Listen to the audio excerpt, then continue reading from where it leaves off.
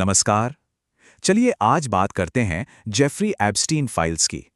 ये एक ऐसी कहानी है जिसमें सत्ता, शोषण और ऐसे ऐसे राज हैं जो किसी के भी होश उड़ा दें। ठीक है, तो देखते हैं कि इस पूरे पेचीदा मामले को हम कैसे समझने वाले हैं एक एक करके। तो हमारी कहानी शुरू होती है एक जगह से जिसका नाम था लिटिल सेंट जेम्स, कैरेबियन में एक प्राइवेट आइलैंड जो देखने में बिल्कुल किसी जन्नत जैसा लगता था। लेकिन जानते हैं, इस खूबसूरती के पीछे एक बहुत ही भयानक सच छिपा हुआ था। मतलब एक तरफ तो ये अमीरों और फेमस लोगों के लिए जन्नत थी, पर वहीं के लोग इसे एक डरावने नाम से बुलाते थे, पीडोफाइल आइलैंड। और इस आइलैंड का मालिक था जेफरी एप्स्टीन, एक ऐसा आदमी जो एक मामूली स्कूल टीचर से मल्टी मिलियनियर बना और जिसके दोस्त बिल क्लिंटन से लेकर डोनाल्ड ट्रंप तक थे। तो सवाल ये है कि ये सब सामने आना शुरू कैसे हुआ। इसकी जड़ें जाती हैं साल 2005 में, जब पुलिस के पास एक शिकायत पहुंची।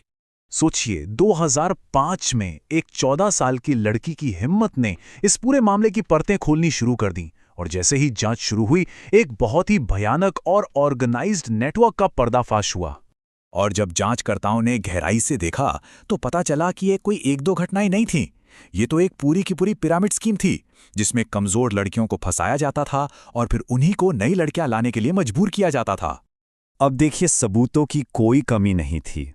53 पेज की FBI रिपोर्ट थी, दर्जनों विक्टिम्स थे, लेकिन जो सजा सुनाई गई वो सच में हैरान करने वाली थी। मतलब ना के बराबर। तो इतनी हल्की सजा क्यों? वजह थी एक सीक्रेट डील। उस वक्त के फेडरल अटॉर्नी अलेक्जेंडर अकोस्टा ने ये डील की थी।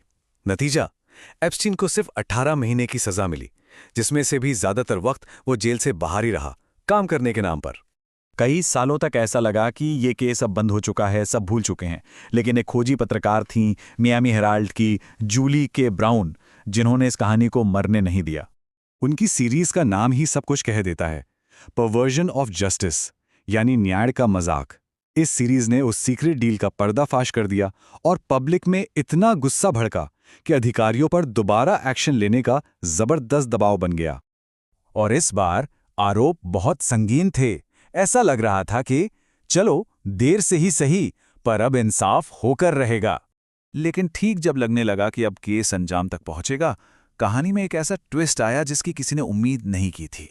10 अगस्त 2019 जेफरी एप्स्टीन अपनी जेल की कोठरी में मरा हुआ मिला। ऑफिशियल वजह बताई गई, सुसाइड।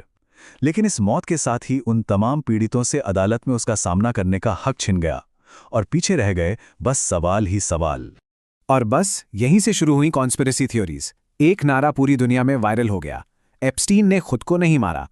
लोगों को लगने लगा कि उसे चुप करा दिया गया है ताकि बड़े और ताकतवर लोगों के राज ही बने रहें। अब जब एप्स्टीन ही नहीं रहा, तो सच तक पहुंचने का एक ही रास्ता बचा था, उसकी फाइलें।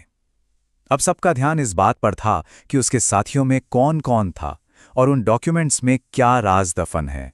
तो आइए एक नजर डालते हैं कि जब इन फाइलों का पहला जत्था सामने आया तो उससे क्या पता चला।